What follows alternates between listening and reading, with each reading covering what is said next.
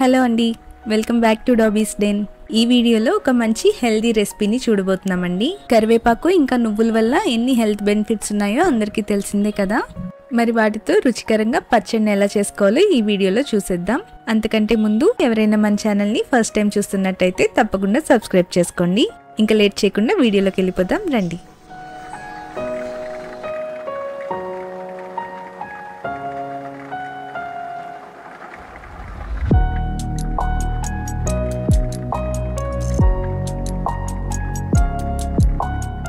దీనికోసం నేను ఒక కట్ట కరివేపాకు తీసుకున్నానండి.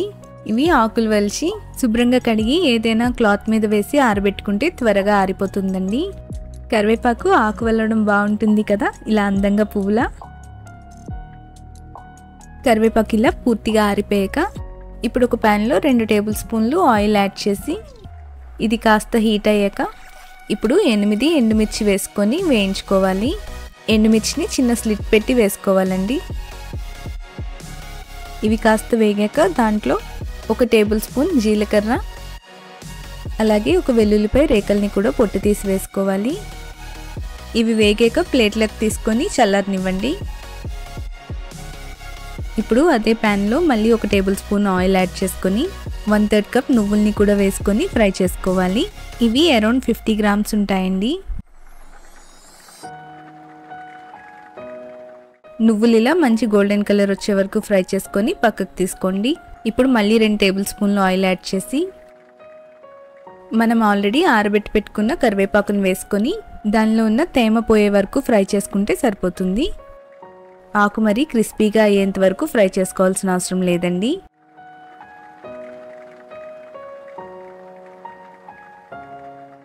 వీడియోలో చూపిస్తున్నట్టుగా ఈ మాత్రం చింతపండుని కూడా ఒక 5 నిమిషాలు నానబెట్టుకోండి.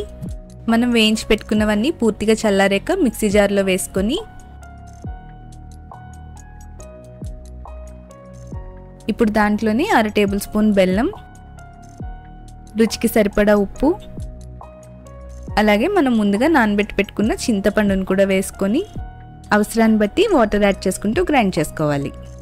అంతేనండి, చాలా సింపుల్గా కరివేపాకు పచ్చడి రెడీ అయిపోయింది కదా. దీన్ని వేడి వేడి అన్నంలో నెయ్యి వేసుకొని తినండి, చాలా రుచిగా ఉంటుంది. నచ్చిందా? నచ్చితే ఈ వీడియోని లైక్ చేసి మీ ఫ్రెండ్స్ అండ్ ఫ్యామిలీతో షేర్ చేయండి.